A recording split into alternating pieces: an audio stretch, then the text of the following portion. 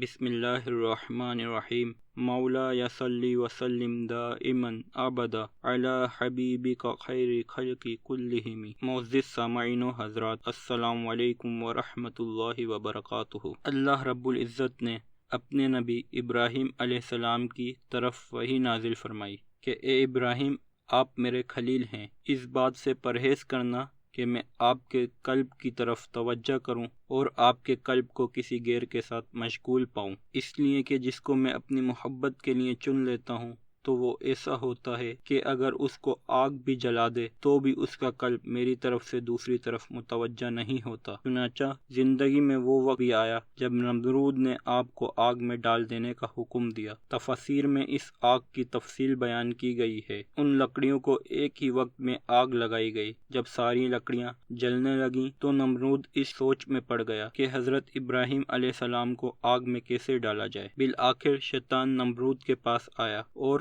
اس نے سمجھایا کہ ایک جھولا بنا لیجئے اور اس میں بٹھا کر ان کو آگ میں پھینک دیجئے، اس طرح یہ آگ کی وسعت میں جا گریں گے۔ چنانچہ اس نے جھولا بنوا لیا اور آپ کو اس میں بٹھا کر آگ میں پھینک دیا گیا۔ ابھی حضرت ابراہیم علیہ السلام کا جھولا ہوا میں ہی تھا کہ فرشتے تعجب سے کہنے لگے، اے اللہ، ابراہیم علیہ السلام کے دل میں آپ کی کتنی محبت ہے، آپ کی محبت کی وجہ سے وہ آگ میں ڈالے جا رہے ہیں۔ انہوں نے اسباب کی کوئی پرواہ نہیں کی، اے اللہ ان کی مدد فرما دیجئے۔ مگر اللہ تعالیٰ نے فرشتوں کو فرمایا، تم لوگ ان کے پاس چلے جاؤ اور اپنی مدد کی پیشکش کر لو، پھر میرا خلیل قبول کر لے تو تم مدد کر دینا، ورنہ خلیل جانے اور خلیل کا رب جانے، کیونکہ یہ میرا اور میرے خلیل کا معاملہ ہے۔ فرشتوں نے حضرت ابراہیم علیہ السلام کے پاس آ کر مدد کی پیشکش کی، مگر آپ علیہ السلام نے ان کی بات سن کر فرمایا، مجھے تمہاری کوئی حاجت نہیں۔ پھر حضرت جبریل علیہ السلام حاضر ہوئے اور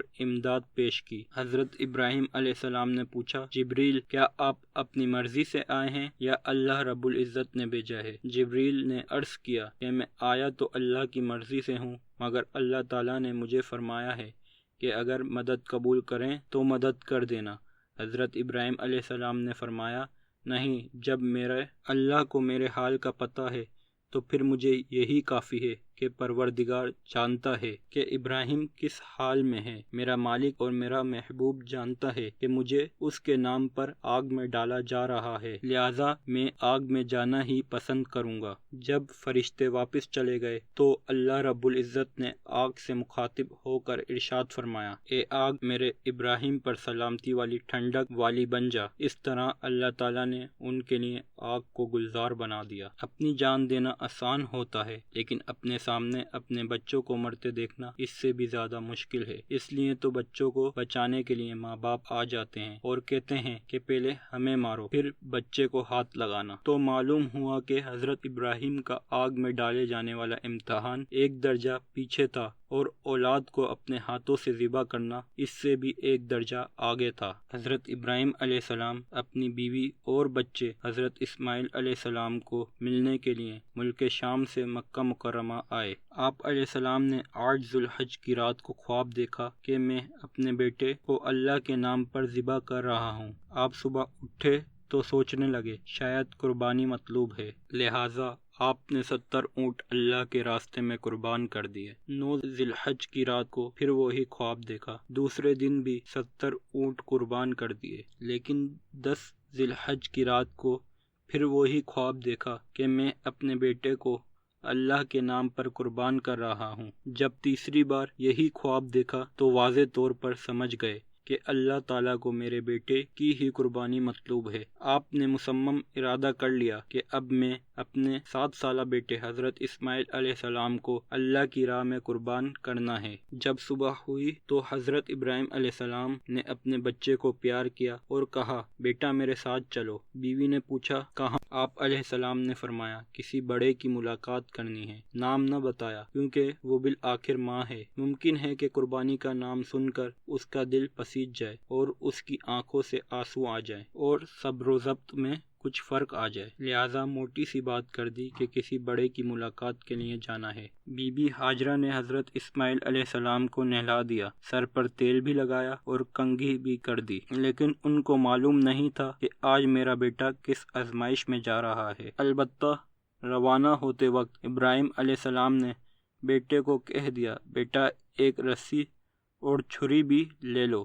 آپ نے پوچھا، ابا جان رسی اور چھری کس لیے لینی ہے؟ فرمایا، بیٹا جب بڑے سے ملاقات ہوتی ہے تو قربانیاں بھی دینی پڑتی ہیں۔ بیٹا سمجھا کہ شاید کسی جانور کو قربان کریں گے۔ یوں حضرت ابراہیم علیہ السلام اپنے لگتے جگر کو قربان کرنے کے لیے گھر سے چل پڑے۔ جب وہ اپنے گھر سے چلے گئے تو پیچھے شیطان ملعون بی بی ہاجرہ کے پاس آیا اور کہنے لگا، تجھے پتہ بھی ہے کہ آج تیرے بیٹے کے ساتھ کیا ہونے والا ہے؟ انہوں نے پوچھا، کیا؟ وہ کہنے لگا، تیرا خاوند تیرے بیٹے کو ذبح کر دے گا۔ انہوں نے کہا، بوڑھے تیری عقل چلی گئی ہے، کبھی باپ بھی اپنے بیٹے کو ذبح کرتا ہے؟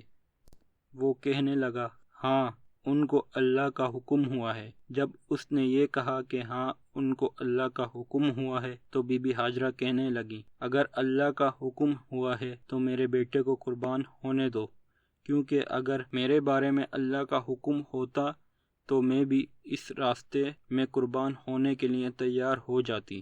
جب شیطان کا بی بی ہاجرہ کے سامنے کوئی بس نہ چلا تو وہ راستے میں حضرت اسماعیل علیہ السلام کے پاس آیا اور ان سے پوچھا، سناؤ تم کہاں جا رہے ہو؟ آپ نے فرمایا، کسی بڑے کی ملاقات کے لیے جا رہا ہوں۔ وہ کہنے لگا، ہرگز نہیں، تجھے ذبح کر دیا جائے گا۔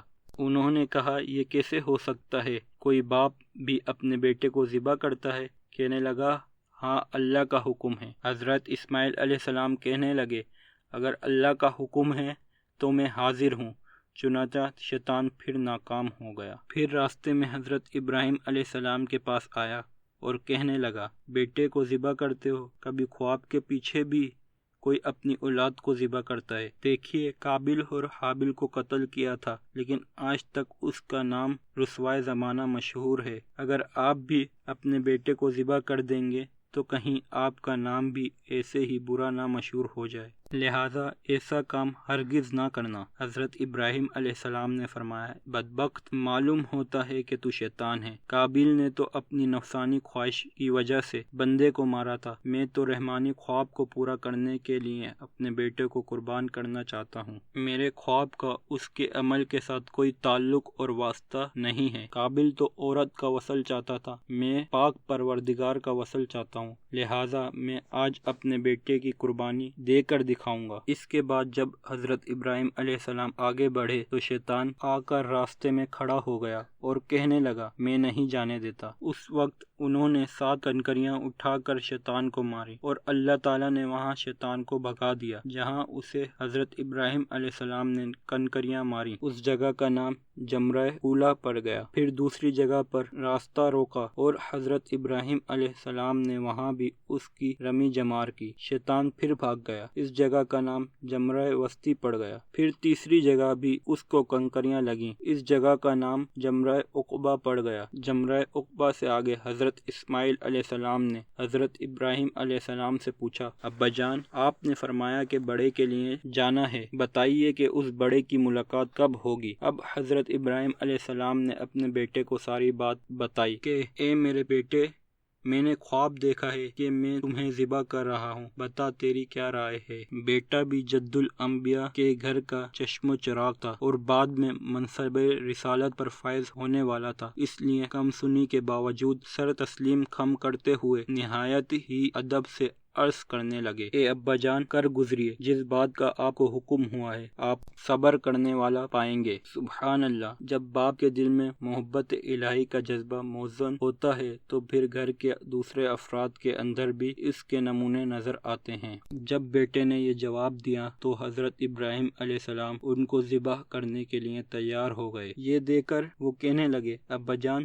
میں آپ سے 4 باتیں عرض کرنا چاہتا ہوں۔ حضرت ابراہیم علیہ السلام نے فرمایا، میرے بیٹے تم مجھے بتاؤ کہ تم اس وقت مجھے کیا کہنا چاہتے ہو؟ عرض کیا، ابا جان پہلی بات تو یہ کہنا چاہتا ہوں کہ آپ چھری کو اچھی طرح تیز کر لیجئے، ایسا نہ ہو کہ چھری کند ہو اور مجھے ذبح کرنے میں زیادہ وقت لگ جائے۔ میں نے جب اللہ کے نام پر ہی جان دینی ہے تو چھری تیز ہونے کی وجہ سے میری جان جلد نکل جائے گی اور میں اللہ سے واصل ہو جاؤں گا۔ یہ سن کر حضرت ابراہیم علیہ السلام نے چھری اور بھی تیز کر لی اور پوچھا، بیٹا دوسری بات کون سی ہے؟ بیٹے نے عرض کیا، ابا جان میں چھوٹا ہوں، آپ مجھے رسی سے باندھ دیجئے۔ لہذا حضرت ابراہیم علیہ السلام نے ان کو رسی سے باندھ دیا اور پوچھا، بیٹا تیسری بات کون سی ہے؟ بیٹے نے عرض کیا، ابا جان جب آپ مجھے ذبح کریں گے تو آپ میرا چہرہ اوپر آسمان کی طرف نہ کرنا، کیونکہ میں چاہتا ہوں کہ مجھے سجدے کی حالت میں موت آئے۔ ویسے بھی جب آپ کی طرف میری پیٹھ ہوگی تو آپ کے دل میں محبت پدری بھی جوش نہیں مارے گی۔ حضرت ابراہیم علیہ السلام نے فرمایا، بیٹا میں یہ بھی کر دوں گا، آپ اور کیا بات کرنا چاہتے ہیں؟ عرض کیا، ابا جان جب آپ مجھے ذبح کر چکے تو آپ میرے کپڑے میری والدہ کو دکھا دینا اور کہنا کہ آپ کا بیٹا اللہ کے نام پر کامیاب ہو گیا۔ حضرت اسماعیل علیہ السلام کی چوتھی بات پر حضرت ابراہیم علیہ السلام رو پڑے اور اللہ رب العزت سے فریاد کی، اے اللہ آپ نے مجھے بڑھاپے میں اولاد دی اور اب اس معصوم بچے کی قربانی مانگتے ہیں، اے اللہ اپنے خلیل پر رحم فرمانا اور اس بچے پر بھی رحم فرما دینا جو قربانی کے لیے تیار ہے۔ پھر حضرت ابراہیم علیہ السلام نے حضرت اسماعیل علیہ السلام کو اوندھے منہ لٹا کر ان کے گلے پر چھری رکھ دی۔ وہ ان کو ذبح کرنا چاہتے ہیں مگر چھری ان کو ذبح نہیں کرتی۔ اللہ رب العزت نے جبرائیل علیہ السلام کو حکم دیا، اے جبرائیل جاؤ اور چھری کو تھام لو، اگر رگوں سے کوئی رگ کٹ گئی تو فرشتوں کے دفتر سے تمہارا نام نکال دوں گا۔ حضرت جبرائیل علیہ السلام آ کر چھری کو تھام لیتے ہیں۔ حضرت ابراہیم علیہ السلام چھری کو چلانے کی پھر کوشش کرتے ہیں لیکن چھری نہیں چلتی، پھر اپنا پورا بوجھ اس کے اوپر ڈال دیتے ہیں